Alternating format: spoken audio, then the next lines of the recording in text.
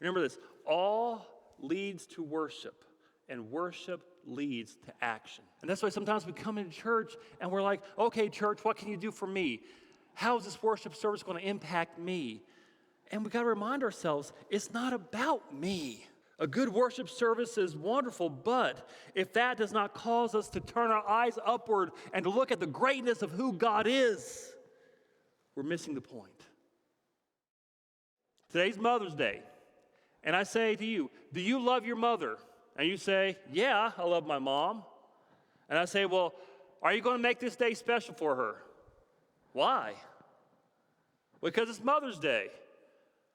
Well, what does she do for me? Are you going to get her a gift? She didn't buy me anything. Are you going to go see your mom? I saw her at Christmas time. Maybe I'll see her back in Easter. Now, if I hear you say all that, you know what I'm going to say? You don't really think too much of your mother, do you? And I can tell how you see your mom by what you do. The church that worships the best is a church that has the best view of God. And the church that worships the best is the church that is most focused on who Jesus Christ is and the gospel. And the church that worships the best is the church that will have the most impact for his kingdom. Remember this, all leads to worship, and worship leads to action. If you don't have a view of God that leads you to stand in awe of the greatness of who he is, then you're not going to worship him. And if you don't worship God, you're not going to do anything for him. And that's why the beginning of worship, good worship is not defined by how good a song is, or how good a sermon is, or how good a potluck dinner is. That's not how you define a good service. Worship is simply the response to the greatness of God and what he has done for us in Jesus Christ. That's where worship comes from. You see, I think one of the dangers we've done is we have tried to make worship so relevant that we lost the focus. For example, we always say, how can we attract people in? What can we do to bring people in? So we're going to put up smoke screens. We're going to have acrobats flying around. We're going to get monkeys going around. We're going to put in a circus. Or you say, let's deal with just relevant issues. Now, all those things are important, but they're not our focus. Our focus is God. C.S. Lewis once wrote this wonderful, it was kind of a sermon, but the thing he said is called Meditations from a Tool Shed. And he said, and it wasn't about worship, but I think it applies to worship. He said that he went out to his backyard and there was a tool shed and it was dark inside there. But when he looked inside, there was a crack in the wall and there was this beam of sunlight coming down. And he said he was just stood in awe of how beautiful that beam of sunlight was. He said that he could look, you know how when you look at a sunbeam, you can see like the little flecks of dust flying in it. And he said it illuminated the tools. He said it was just so magical that in this dark place, you had this one spot illuminated, and it was beautiful. And he was so just gazing at that. But then when he went there and stood in the beam itself and looked up through the crack, he said that he saw the blue sky, he saw the trees, he saw the birds. He said it was so much greater than anything else.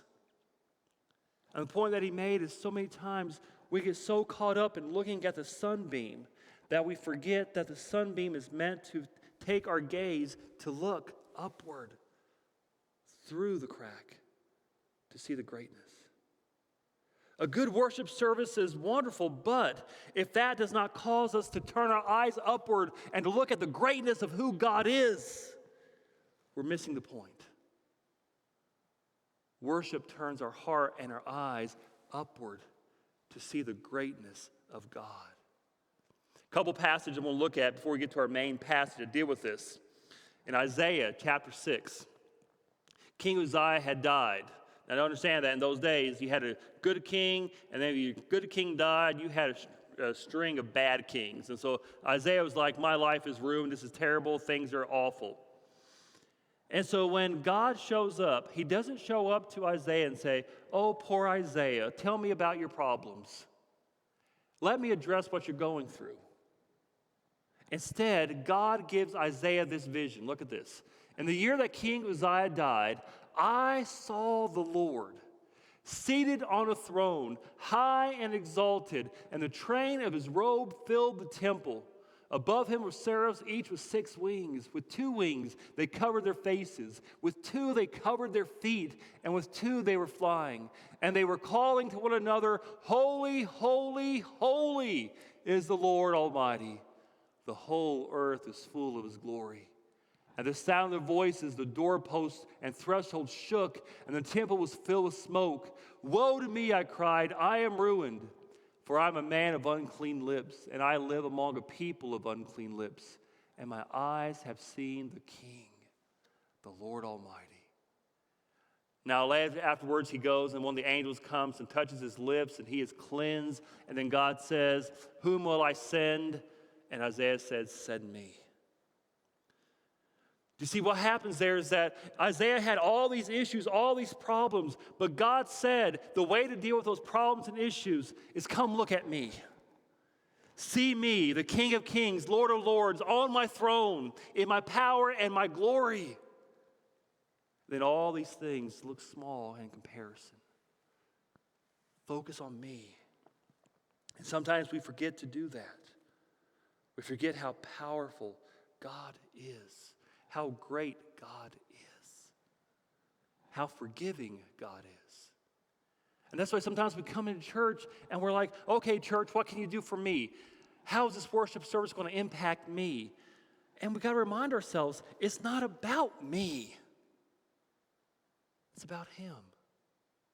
Ecclesiastes 5, the preacher says this, "Guard your steps when you go to the house of God. Go near to listen, rather than to offer the sacrifice of fools who do not know that they do wrong. Do not be quick with your mouth. Do not be hasty in your heart to utter anything before God. God is in heaven, and you are on earth, so let your words be few." In other words, come in and just remind yourself, God's in heaven.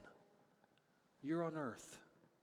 Stand in awe of his greatness, of his power, of his might. Because when you understand the greatness of God, that's when your redemption, that's when the sacrifice he made for us, that's when his grace really starts to impact you. And so we have those two key posts, the reverence of God, but the joy that comes from being a Christian, knowing that our sins are forgiven, knowing that we have the hope of everlasting life, knowing that we call out to God, "Abba, Father." So we have reverence and joy, but it all starts with Jesus Christ. Everything we do is in response to him and what he's done for us. And that's why worship is more than just about a song on Sunday. Now, that's important. We're going to talk about that in a moment. But your worship is in response to the greatness of God and what he's done for you. And that's why your entire life is an act of worship, of surrender to the greatness of God.